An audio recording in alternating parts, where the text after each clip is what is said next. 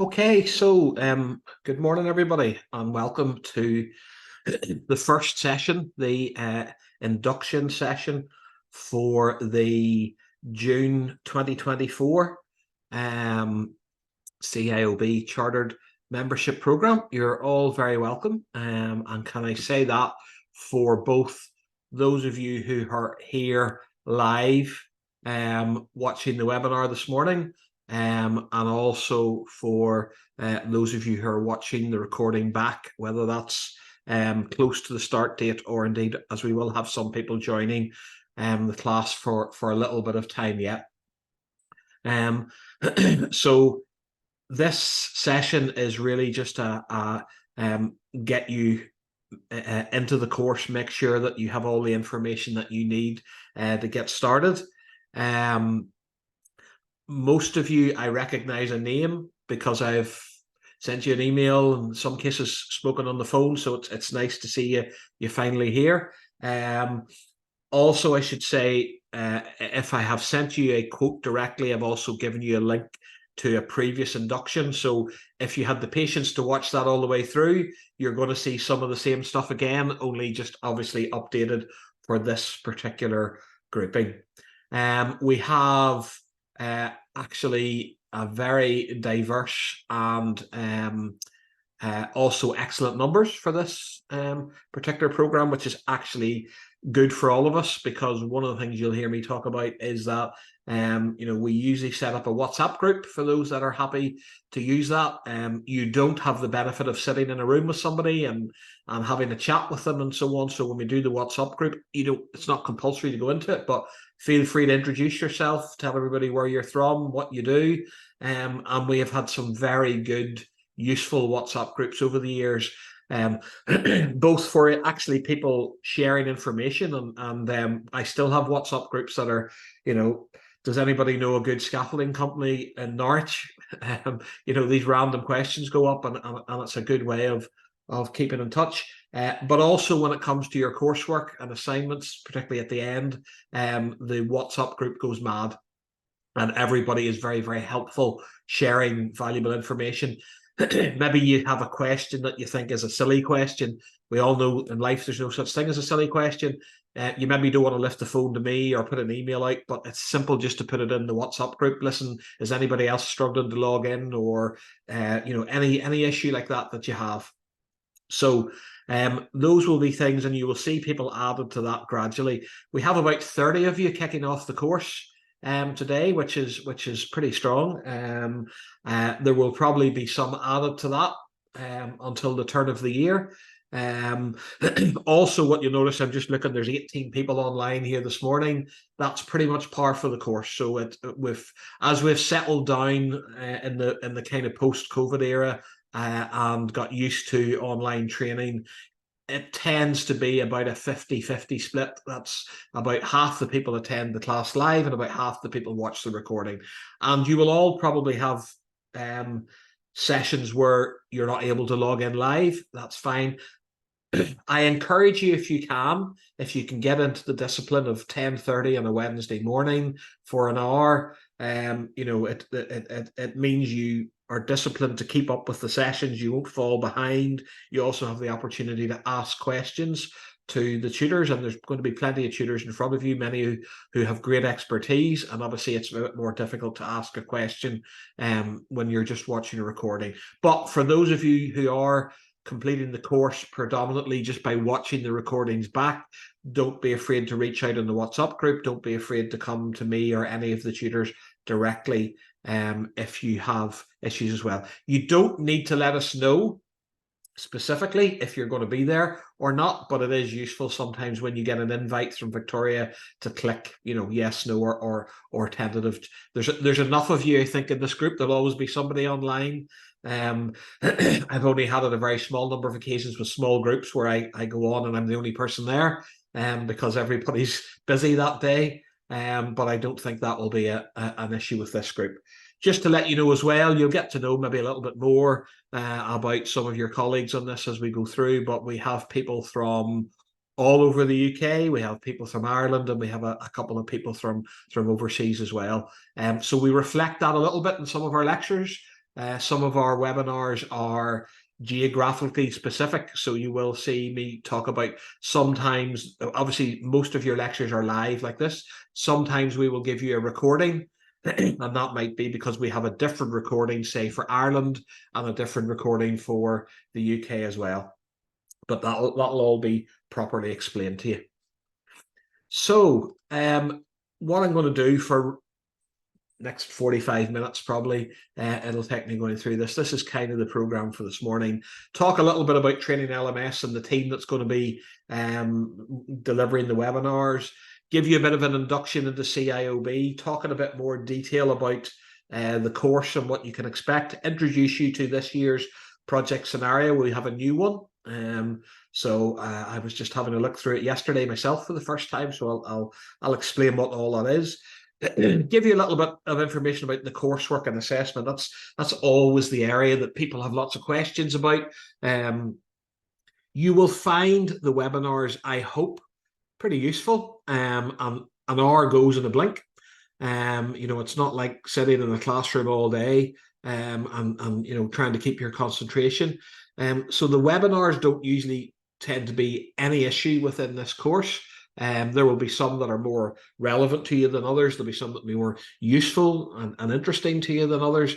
But typically the biggest concern from people is it's a long time perhaps since I've done a bit of coursework, or what standard do the assignments need to be. But all I say at this stage is don't worry, because that's part of what we do. We hold your hand to some extent through that. We give you some guidance and we give you some practice ones, but I'll talk more about that later.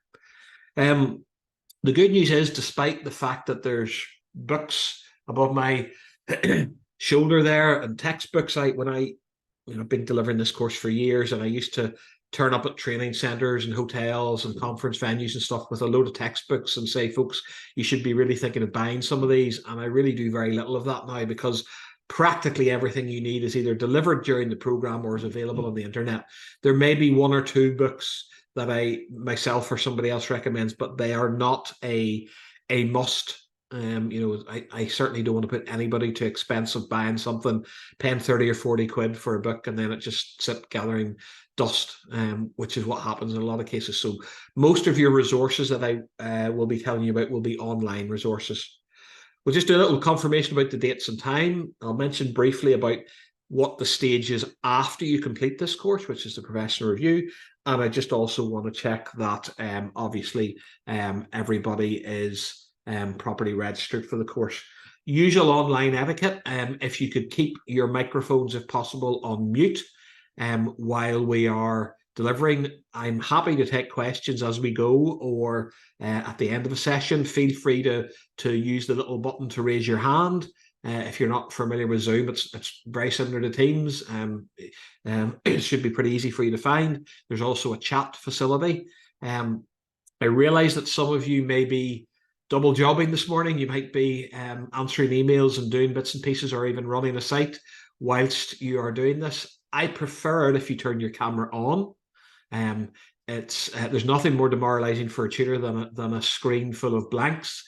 But I also realize that some of you may be in a situation where you can't do that. So that's not a must, but it's just a request. If you're able to have the camera on, that's much appreciated. Also helps when we do the one-to-ones, when I kind of get to know you a little bit and know who I'm talking to.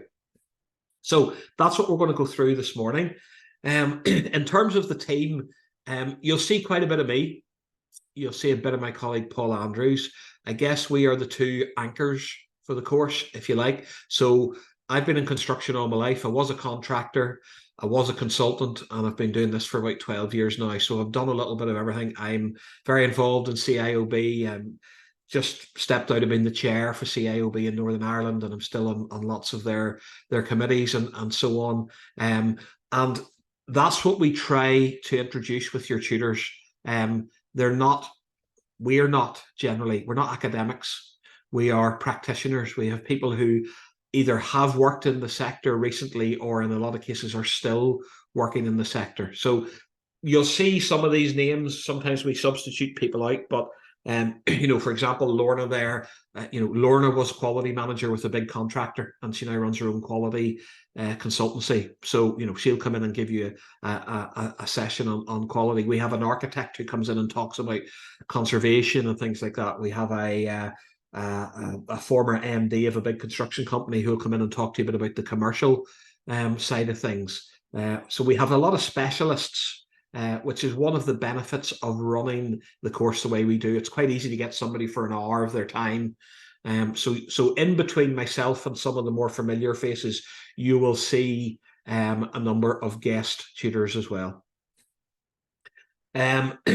Again, in terms of people we do this for, so this is a very widely supported course. So some of you will work for contractors, some of you will work for subcontractors, some of you will be clients, some of you will be working estates, some of you maybe building control, building inspectors. We have people from all walks of life, all types of job, and you know, particularly as you get a little bit more used to the course, you know, feel free to actually, you know, make your comments, give examples. We hopefully you learn from me and my colleagues, but we learn from each other as well. So I might be talking about a topic and you go, well, actually we're doing that on a project I'm involved with at the minute. So feel free to chip in whenever you've got something useful like that.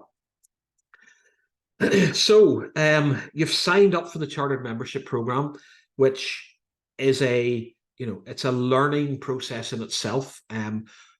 Our attitude is very much, we don't just want you to do this to tick a box so that you can get your MCIOB at the end of it. We want you to finish next June and go, I've learned something from that. But ultimately, I imagine all of your aim is to become a chartered member of CIOB. So what are you signing up for? Well, I've been involved in it since I was a student at university.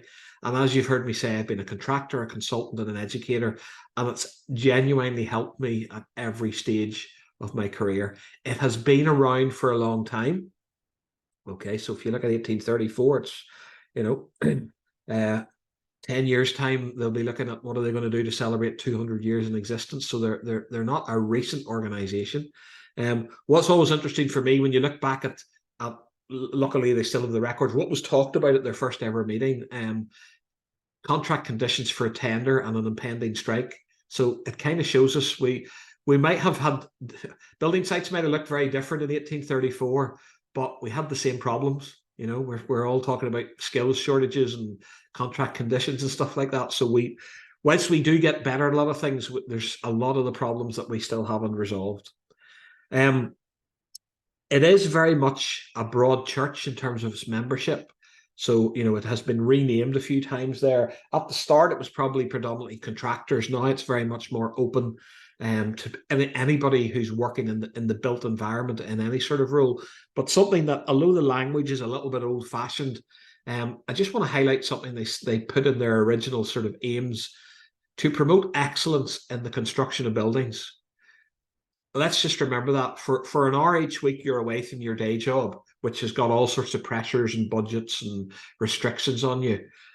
What you strive to do as a CIOB member, no matter what your role is do the best that you can. Look at, you know, I love traveling, you know, pick a city, I go to London, you know, look around at the architecture, look around at the magnificent buildings, old and new.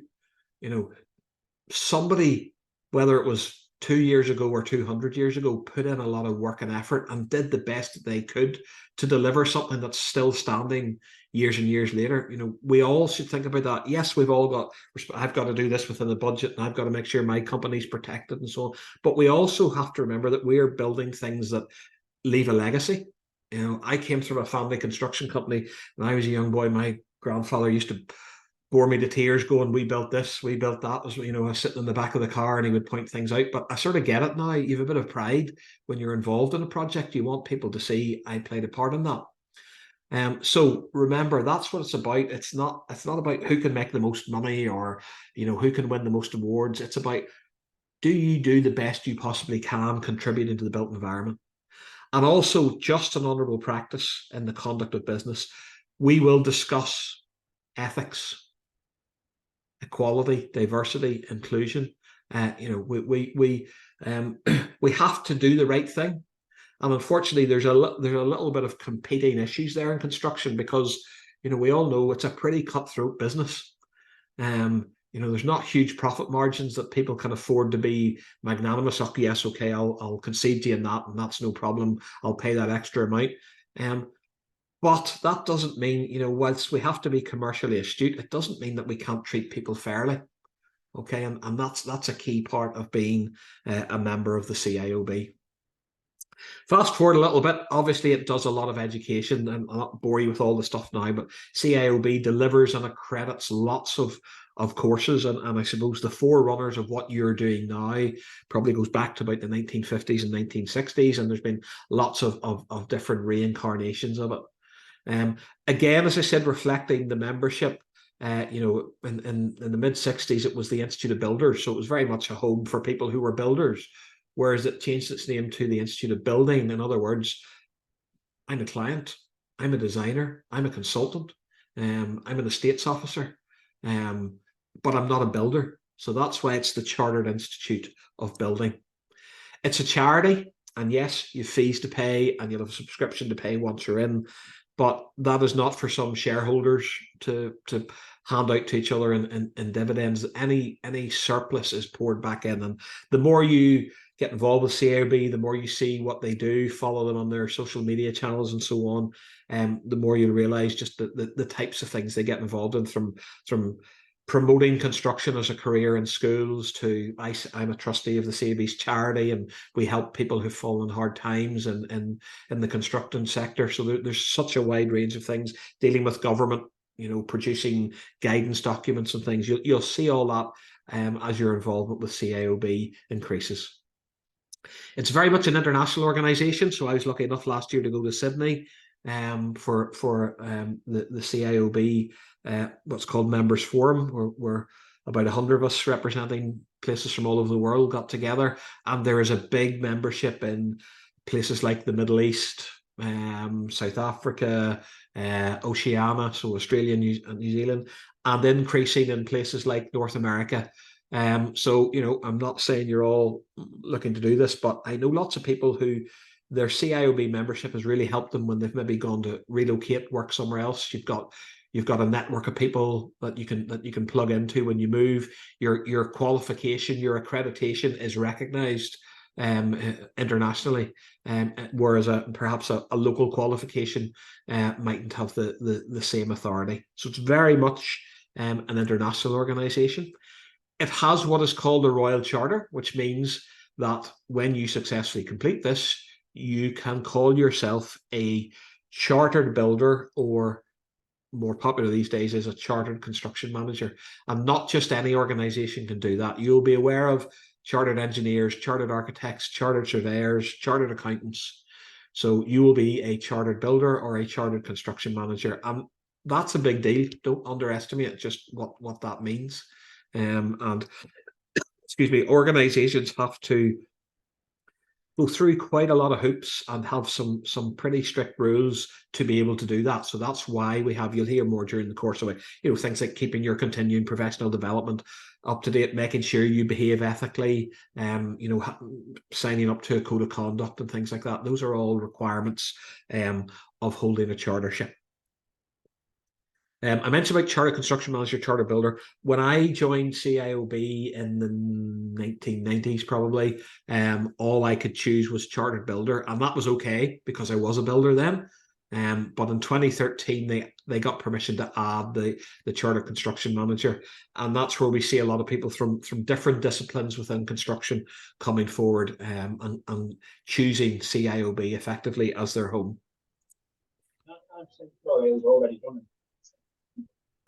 Sorry, Gary, is that a question or is your phone just not on mute? Yeah. Okay, I think it's just his phone's not on mute there. Different grades of membership. You will be offered student membership during the course, and there is some guidance about what that means. I kind of stay clear of this. Join as a student if you want. What they tend to do is they take a little bit of money off you now, and then it's less expensive later on. But equally, you can say, I don't want to pay anything now. But it's a little bit more expensive then when you want to upgrade to your full membership. So because the situation changes, I kind of take a back seat. That's between you and CIOB, and they will contact you about that, whether you want to take up the full membership. When you finish the course, you must become an applicant just before you step up to a full corporate membership. But that'll be kind of this time next year. You'll be looking at that, and lots of people finish at MCIOB. That's a great level to get to. But I will just flag up for you, there is a potential to go on to fellowship, which is the highest graded membership as well. But let's get our MCIOB first before we start thinking about anything else. I mentioned that there's some guidance. So on the Moodle website, which is simply the name of the website that we use for storing all our course materials, there is a short webinar that you can watch about what options are available to you, whether you take the student membership or not. So once you get your Moodle website access and we're up and running, take a look at that webinar before you start asking questions and make the decisions on what you want to do. Now, if you want a little bit more about CIOB, just very briefly, so I'm going to stop the share for a moment and I'm going to move that on to let you see my computer screen. So this is the CMP website. I'll not say too much whether I think it's that easy to navigate around. You can draw your own conclusions from that. But there are some important things you should know about. Okay, so probably most important for me that I think can help you folks is events. And because of so many things being online now, you can virtually attend events all over the world. Now, these can be, so you can filter it all online in person, but if we even look now, they have an EDI conference in November, they have a conference about artificial intelligence in construction. When you finish the course, you're entitled to go to a graduation. So there's ones in London, there's ones in Dublin, there's ones in Belfast. I'll talk more about later, but there you go. There's, there'll be dozens of these, AR, BIM. There's social events if you want to go along and just network and meet people in an informal way. You see the way it's international. There's all sorts of events. So have a little look through some of these. You might see something there that is interesting for you to go to. You obviously, the virtual ones you can attend anywhere. You will tend to get emails in the region that you're based. But sometimes it's worth having a look at the website just to see whatever else is. I'm not saying that you could possibly go on all of these. I quite like site visits too, because it's nice to see what other people are doing. So I've been to a few high-profile projects recently in my local area. And you get a nice walk around on some of them at different stages, just to see what they're doing. So that's the main area. But there's other stuff on the website that I would suggest that you might want to take a look at. They also have a YouTube channel. So we have a YouTube channel as well. You'll see some of our past students on there. You'll see some of our tutors, including myself, on there. Excuse me, just talking. So feel free to, if you're a social media person, give us a follow on YouTube. Also give CIOB a follow. So they have a YouTube channel. There's a lot of rubbish on the YouTube channel, I'll be honest with you, but in amongst the rubbish, there's some good stuff. I'm talking about 5-minute videos, maybe explainer videos where you're thinking, we were talking about something in the class the other day, BIM. I've never really got into BIM. What is it? Well, go onto their YouTube channel, watch a 5-minute video about BIM. Sometimes it could be a lot more straightforward than having to go and delve and do a lot of reading about it. So certainly take a look at both those YouTube channels and find out a little bit more about CIOB. They do, they run a lot of things. They organise from big dinners and events to social things. There's Construction Manager of the Year in London. And I said there's also the charity work that they do. So you'll find out more as you get more familiar with them. And again, they have tomorrow's leaders. There's not an exact age limit on this, but this is for people who are recent entrants into construction. And we all know we need to encourage people coming through, the younger generation. And I think especially in the kind of COVID era where a lot of people were working remotely and working from home, and you didn't have that same support as somebody sitting in the office or on the site beside you to kind of say, how do I do this? Am I getting that right? So again, if you fall into the category of being a younger person or more recent entrant, you might want to get involved in that.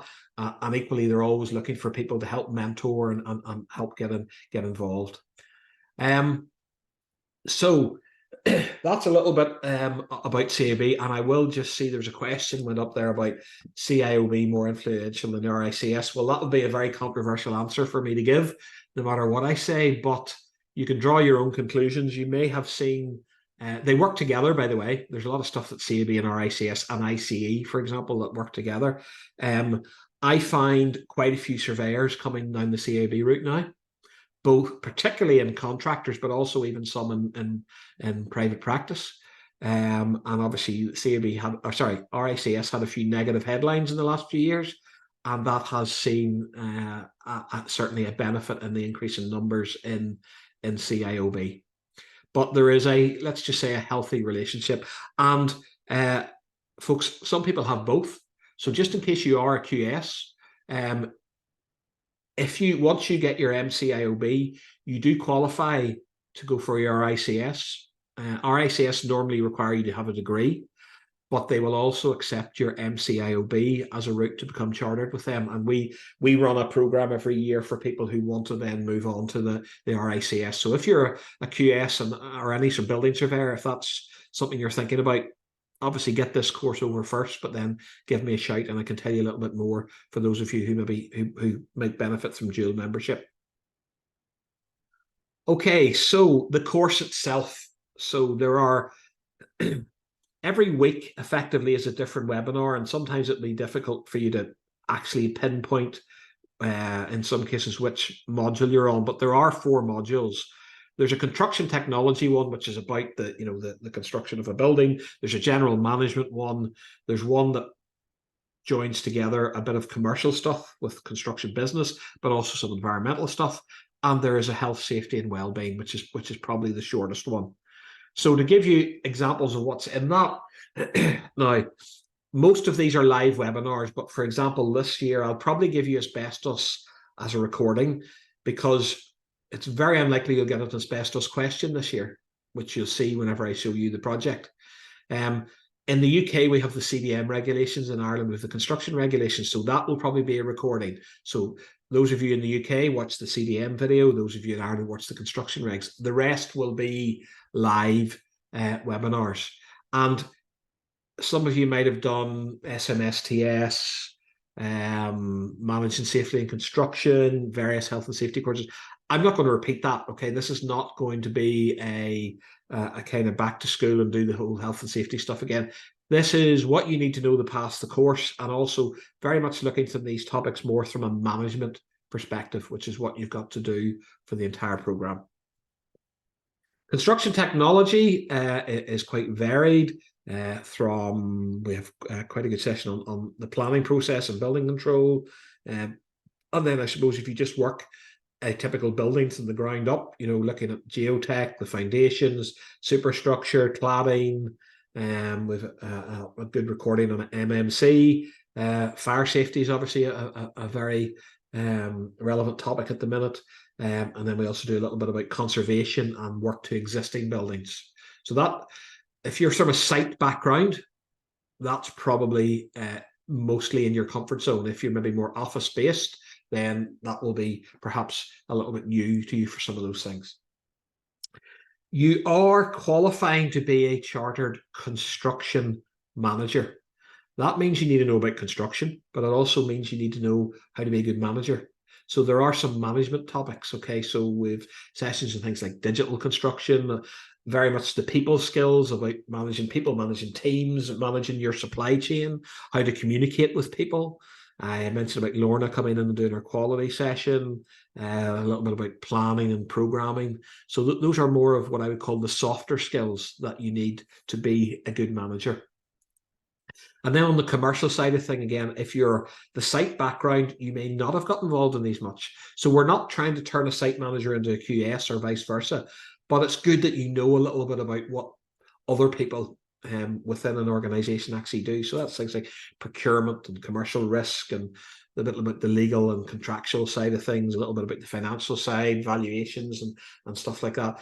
And then there is the environmental bit. So there's a couple of sessions on the environment, and a webinar on sustainability. So those are your 4 modules. You've heard me mention the Moodle website. Let me just change the share again for a moment.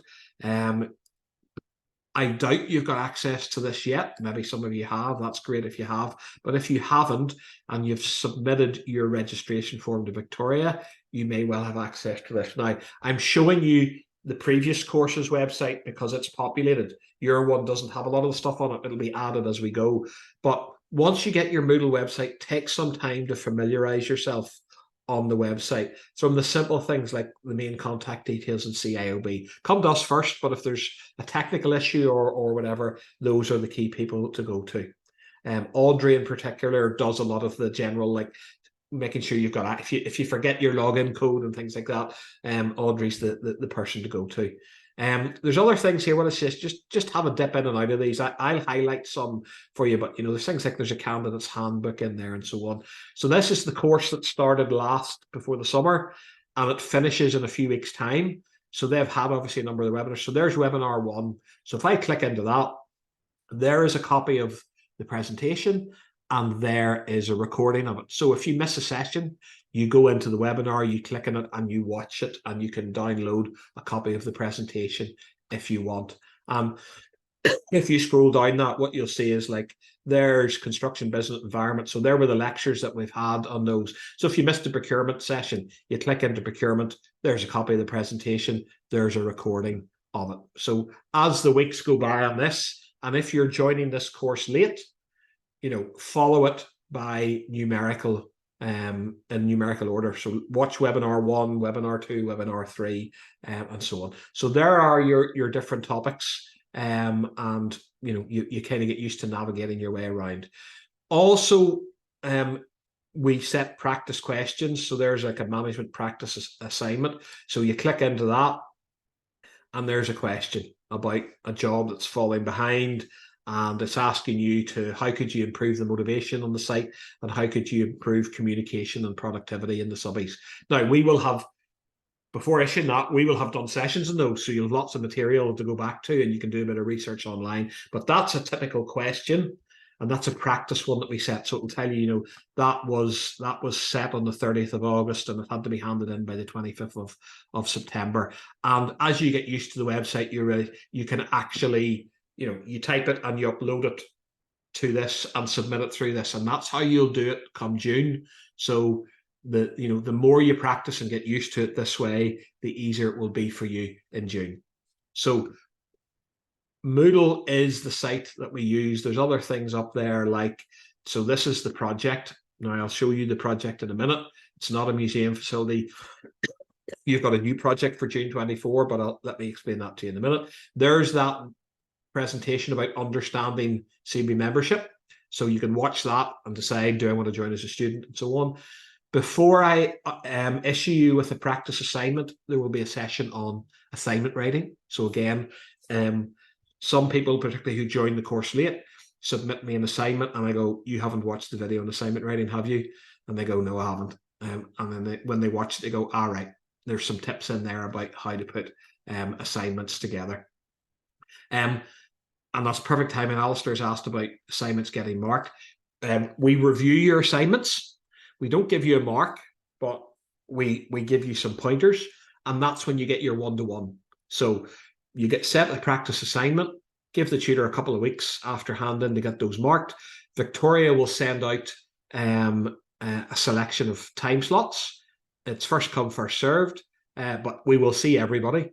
And you get a one-to-one. Now, it might be a 5, 10, 15-minute Zoom call, but we will actually go through your assignment with you and give you some pointers. And what we always find is, we see an improvement every time. So we will set 3 or 4 practice assignments. They're not compulsory. They don't count towards anything. The only ones that count are the ones next June. But the experience of anybody who's been through the course is the more you do the practice assignments, the better it prepares you for the real thing. So try to do them if you possibly can. Okay, so this is a website that you will get very familiar with. This is a website that you will also submit your assignments through come next June. Right, just let me go back to my presentation. So that's Moodle. You should get access to that soon if you haven't. Now, I mentioned this project. So here we have this effectively. You've got to imagine this is a project that you're involved in managing. And the reason we have a project, it's just to insert a little bit of realism into the course. So when you get an assignment, the assignment will relate to this. It's a new build. So that's why I said, I don't think you're going to get a question on asbestos, because there's not going to be asbestos in a new build. If you get a question about technology, it will be about something in the structure of that building, like what type of foundations or what type of cladding would be the best to use for a building of this type. So it'll be very much about that. Now, when you go into Moodle, there's lots of drawings, some information about the project, including a bit about the ground conditions. And there is also a 2-minute long visualization. So I am just going to bring that up, and I'm going to, hopefully the technology works, and let you all see it. So are you all seeing that? Thumbs up if you can see. Yep. Okay. So this is your project. It's just a 3-visit visualization. So the types of things I'm thinking, right? It's a new build. It seems to be within an existing business park. 3-story, different external finishes. Seems to be lots of electric cars here. So and as you move over, you can see there's charging points. So it's a pretty recent design. So you might get a health and safety question that will be about this, like how are we going to deal with the risks of working at height? How are we going to deal with the potential adjoining properties? I'm looking at technology questions, like about the you seem to have 3 or 4 different external claddings there. What might that mean? Even from a sustainability perspective, there's some of the internal visualizations that you can see. So your questions are going to be about this.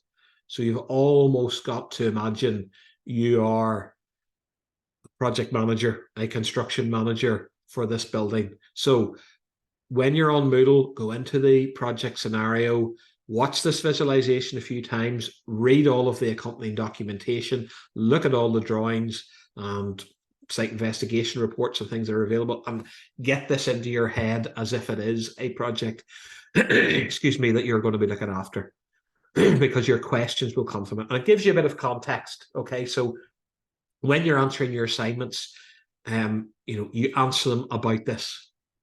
So you refer to this project. So for example, a previous health and safety question has been somebody who had an accident in the project. So the accident will have happened. Okay, somebody fell off the scaffolding whilst attaching some of the external cladding.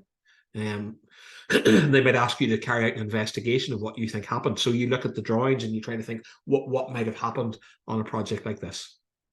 So it's important that you get to know that. It's important that some of your lectures will not relate to a building like this. So we'll have Alina, who's an architect, come in and talk about conservation. That's a free hit that day. It's a very interesting webinar, but you're not going to get a conservation question in June. But that's where we say, we could drop that lecture, but we don't, because it's interesting and it might be useful in your career. So it's not all just about passing the assignment, but some of your webinars you go, ooh, this is really, this is something that's really relevant to this project. So I'm maybe going to flag that one as a possible one that I could come back to for an assignment question. And when we set our assignment questions, we have no prior knowledge of what your questions are going to be in June. When we see them in June, that's the first time that we see them at the same time as you. But we look at the scenario, and we look at past questions, and we try to give you questions that might be in the minds of the examiners. And occasionally we hit it lucky, and you do a practice one, and something very similar comes up in June, and you've got a head start effectively on that. Okay, so I can come out of that. Excuse me. I'm back into my presentation again. So that's your scenario. Get used to that. Right, so I've started talking about assignments. I've mentioned this a little bit, but CAB worry people sometimes by talking about an exam. As soon as we see the word exam, people go, nobody told me there was an exam. There's not an exam. There's an open book assessment. What that basically means is next June, you will have a 12-day window to submit 4 pieces of coursework. And those pieces of coursework generally will be 1,500 to 2,000 words. 12 days is enough time to do that. Plenty of people successfully complete the program whilst working flat out as normal in their day job. You'll be busy for those 12 days. But if you are lucky enough to work for an employer who might give you a day or two of study leave, that would be the time to ask for it. If you have enough leave booked up that you can take a day or two off, then that would be a good time to book a day or two. And also a good time to, I'll give you the dates in a moment, put them in your diary now and keep that window as free as you possibly can. You will also notice by doing the practice ones, it gives you an idea of how long an assignment actually takes. Okay, so the minute you're sitting thinking, well, I have no idea, will the assignment take me a couple of hours? Will it take me a day? What will it take me? It depends on the assignment is the answer. But you'll be the better for it having done some practice ones. And it's open book. So during the 12 days, the day the exam comes out, we have a webinar, a live webinar, and we discuss the questions with you and give you some pointers. We cannot review them, your answers, but we will be there to answer specific questions you might have for us. And the WhatsApp group is very, very useful during that period as well. And you have access to all the webinars. You can Google, you can talk to colleagues at work, whatever you need, as long as this finished submission is yours and yours alone. Sorry, I'm too forward. Those are the June dates. Your assignments will be released at 12 noon on Thursday, the 6th of June. And probably 2 p.m. that day, we will have a exam workshop. And you must submit everything via the Moodle website by 12 noon on the 18th of June. So that is your window. We don't think in terms of this. In our June 23 cohort, we had, in round figures, 39 passes and 1 fail. Okay, so the expectation is that you pass. Stuff happens. People don't pass. So, we've had cases when 3 or 4 people fail. There's all sorts of reasons. Stuff's going on at work. Stuff's going on at home. You just have a bad question. You get a free reset, and you only have to reset any topics that you fail. So, you should be thinking, more than likely I'm going to pass in June, and if some disaster befalls me in June, I have another go in November, and people always get through the second time. Okay, so you will be there. Don't let me underestimate it. You need to push some work, folks. But put the work in during the course and in June, and you will get through. That will be the expectation. And I get lots of people who put in their first assignment and it's rubbish. And I will just tell you it's rubbish, and don't be offended. But I'll tell you why it's rubbish and what you need to change for the next one. And your next one is always better. By the time June comes around, you'll have it at a standard. Some of you have maybe done HNCs, HNDs, and you've done coursework. You're at an advantage. But don't be complacent. I have had people fail due to complacency. Sometimes I've had people fail because actually they failed their strongest topic. I had a QS who failed the commercial. I had a chat with him afterwards, and he admitted, he said, Roger, I left it to the last. I left myself 2 hours in the morning that it was due in because I thought, I'm a QS. Commercial's what I do. He didn't do any research. He just sat and typed. and it was rubbish. Okay, so don't be complacent either. And for example, if you're an office-based person and you're not familiar with site practice and site techniques, don't panic. You don't have to be an expert. You just 1,500 to 2,000 words. You mightn't believe me now, but when you do it, that's not a lot to write about a topic, especially when you split it up into different headings and things like that as well. I've mentioned about the handbook. It's not the most important document, but have a flick through it. There's some information. I think most of the information in the handbook I'll tell you anyway, but have a look at it. Also, just to clarify about plagiarism, so you can't copy and paste. They have a piece of software that's used on the Moodle website called Turnitin. If you've studied recently at a college, they probably used it as well. It scans your submission and compares it against thousands of texts on the internet. Despite me saying this in practice assignments, people do try to do it. You've got an assignment due, a practice one, we better get something in. You go on a couple of websites, you copy and paste this paragraph out, you copy and paste that paragraph out, and you think that'll do. It will pick that up. It picks up the percentage that you've copied and pasted, okay? You only really find out how this all works by doing it. So, during your practice assignments, you can play around with this software and you can submit stuff. The good thing is it gives you back a percentage. And you're allowed a certain percentage because obviously, you don't have to think up everything yourself, but you put little quotes in and things like that.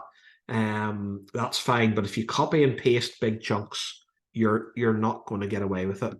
In terms of the word count, there's about a 10% leeway. Okay, so it's 1,500 to 2,000. No issue. By the way, I've never had anybody failed over the word count. So I don't know how far people have pushed it, but you can certainly go to 2,200. If you've got 2,234, I wouldn't lose any sleep. But if you've got 3,000 words, I'd be saying you need to think about cutting it back a bit. Also, whilst we want your assignments to be professional, and again, we have a session on this, it doesn't all have to be text. So, you can put in photographs, diagrams, sketches, flowcharts, models, whatever, and they could be ones that you take off the internet as long as you give them credit where you got it, or they could be ones you've done yourself. And yourself reading something that's an illustrated one can be quite good, where people are actually giving pictures and charts and things of what they're talking about. But again, I will talk about more of that in the assignment one. Very recently, folks, we have AI. Okay, so the more tech savvy of you amongst you may know that there are, because the younger students are doing this these days, there are apps, ChatGPT and things like that you can get to write an assignment for you. So CIOB have software that detects that. We haven't had it on this course, but I run another CIOB course where I've had 2 students now, both came up 100% AI. In other words, they just got AI to write their answer for them. Now there's a policy being developed on this, but the bottom line is it's cheating. And there is the possibility you would be thrown off the course. So do not do plagiarism, and definitely do not do AI, because it will be picked up. And if it is picked up, our hands are pretty much tied by that. Now, there is an academic element to this. Okay, so I will talk you through how to present your assignment, and having an introduction and structure to it, and references and at the bottom of it and so on. But a bit like us all being practitioners, the most important thing that you're trying to get across to the person marking it is that you know about this topic. So don't be afraid to draw on your own experience. So for instance, we had a question on foundations a few years ago, and there was a guy who was a manager in a house building company. And the question was like, compare 2 different foundation types. And on his site, he had 2 different foundation types. So he actually used photographs from his site to explain, you could go for this type of foundation or that type of foundation. So it doesn't all have to be stuff out of a textbook. You can show the examiner that you've been there, done that, and got the t-shirt effectively. Also, although I've shown you a scenario, that 3-story building in the car park, if that was a real job, you'd be talking to people. You'd be looking at much more in-depth drawings. Some of the questions throw up more questions, you know, which in real life you can ask to somebody, but in this you can't. So you're allowed to make reasonable assumptions. And as long as you put that, and I'll say this even for those of you in different jurisdictions, most of the examiners are from England. If you're in Ireland and you're answering a health and safety question, you'll probably be quoting Irish health and safety law. That's fine, but put that maybe in introduction so that the examiner actually knows that. You can state whatever reasonable assumptions are, but this will all come out the more use you do getting your practice assignments. Now, what you're all aiming for is a pass, and 50% is the pass mark. Okay, so you've got 4 assignments to submit in June. You pick from a pool of 8. So for each topic, you can either pick, question A or question B. So that's a good thing for start. So if there's an absolute stinker of a question that you don't want to do, at least you have a choice. But you've got to submit 4 of them. They're each marked out of 30. So 4 30s is 120. The pass mark is 60 out of 120. You do need to pass each topic as well. So you're aiming for at least 15 out of 30 in each of them. On the screen there, that's also in Moodle, shows you what you need to do to get more than a pass, like a merit or a distinction. Those are great to aim for. And there's also prizes, folks. So this year we had the silver medal winner, which is the 2nd place in all of the CMP candidates worldwide. We've had the gold medal winner before. So there's probably about 300 or 400 do this every year. And they hand out gold, silver, and bronze for the top 3. So, if you're competitive, go for it. Distinctions are nice. But ultimately, to proceed to MCIOB, 4 passes is as good as 4 distinctions. So there may be topics that you're better on others. What you're aiming for in all of them, the starting point is a pass. I mentioned about not needing textbooks. Okay, so there's some websites. Designing Buildings is brilliant. Okay, let me actually just go into that for a minute to sort of show you. I hope maybe some of you are familiar with Designing Buildings as a website, but it's really useful, not just for this course, but in general. So you can see CIOB is one of the contributors to it. Okay, you can sign up free and get like daily updates sort of stuff like that. There are some news items on it, what's happening in construction at the minute. But let's say you're doing a webinar on foundations. Okay, if I just type in foundations to the search facility there, okay, it'll bring me up a whole article on foundations, different types of foundations. Why do we have foundations?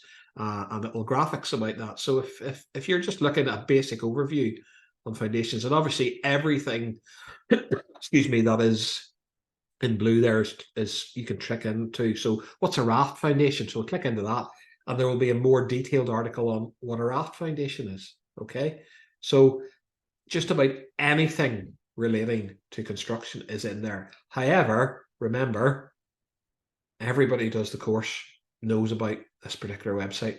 So don't go in there. Some people are thinking, that's great, I'll just copy and paste that bit out into my assignment. We're all using Designing Buildings. Okay. Another one that I want to mention is Construction Manager Magazine. This is the CIOB's magazine. Again, you can register for it and get free daily updates. So, latest news in the construction industry there.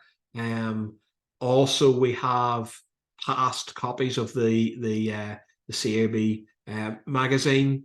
If you want to go back and look, I'd like to keep up to date on this because there's been a lot of questions in the past that have come out. There's updates about projects. It'll ask you to register, but it's free. You can watch videos and stuff like that. There's a lot of questions that have come out of this magazine. So there's the digital. So we're in obviously October 2023. There are digital versions of the magazine going back years. And if you start to look now, you can see that, obviously we're talking about, for example, EDI is big at the minute, equality, diversity, inclusion. We have a female president of CIOB. That's her in the front of the July-August issue. And one of the campaigns they're launching is about pushing big at the minute is about having female-friendly PPE. I can see a question on EDI coming up sooner rather than later in our assignment. These are the types of things. AI, I can see a question coming up on AI. So there's an article back in February about using technology in construction. So if you just have a look through some of the more recent ones, you will see, even if you just look in, if I click into that and just show you the index page. Let's see.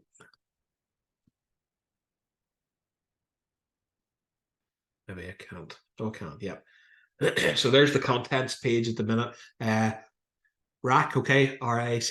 We all know there's affecting lots of buildings at the minute, so that's in there. Skills shortages, building safety, fire safety. Those are all the types of things. I'm not saying read this magazine from start to finish, but there'll be stuff in there that's of interest to you.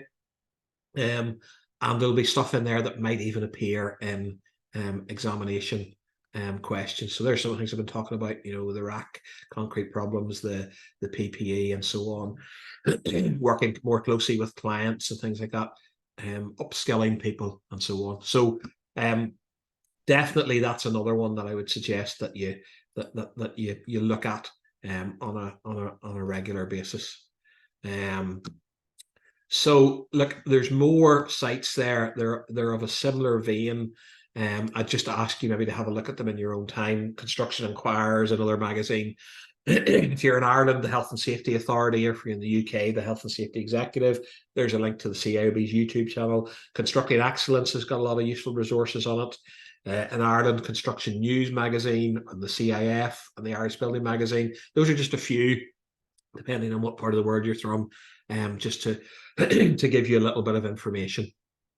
So those are your resources. And again, folks, when we get the WhatsApp channel set up, if you come across a good website, feel free to pop it in there just for everybody else. We very much usually manage to foster a spirit of helping each other. It doesn't have to be competitive. There's not that only so many of you can pass. You can all pass. So it really works well when everybody's trying to help each other. Just a little plug too on LinkedIn. Training LMS are on LinkedIn. Your local CIOB regions are on LinkedIn. I'm on LinkedIn. If you use LinkedIn, I don't spam too much.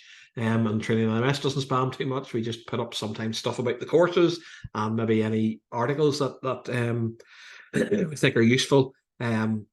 We don't use Twitter so much. We're on it, but as I've already said about our YouTube channels there as well. So if any of you are on those, feel free to reach out and connect to myself or indeed any of the tutors that are going to be in front of you. So what you have in front of you, there's about 36 weeks, I think, in front of you of live webinars, plus a few added on top of that, which will be recordings. I think they're all Wednesdays at 10:30. Victoria will send out those invites. I have 1 or 2 slots to confirm. When I have that, I'm quite happy to send you out in advance. Here's what the topics are each week. However, usual aspects beside it, subject to change. Okay, occasionally a tutor is sick. Occasionally a tutor lets me down at the last minute. Doesn't happen very often, but it can happen. It's very rare that we cancel a session. If we do, we'll reschedule it. Sometimes we can bring somebody else in ahead of schedule. Sometimes we will say, listen, we have a recording and watch that, and we'll replace it with a live session at a later time. So the recordings usually the same day go on Moodle under the different headings. Both the live and the pre-recorded ones, and you have access to those for the entire duration of the course.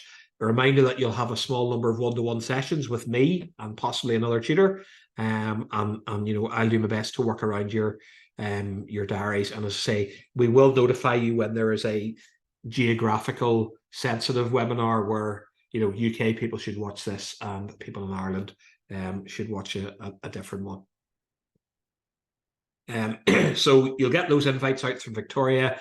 any technical issues around that, Victoria is the one to go back to. Anything specifically about the course, please feel free directly to come back to me.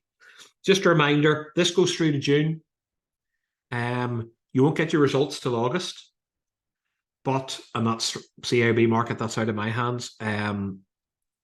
You can, as soon as you like, move on to the final stage, which is the professional review. That is a written application of your competency.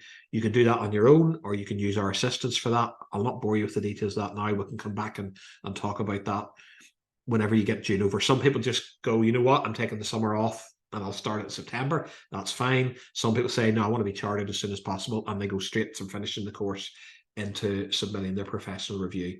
So if you did that, potentially, and I have people who started at the same time as you last year who were chartered last month. Okay, so you could be sitting here with MCIOB after your name this time next year.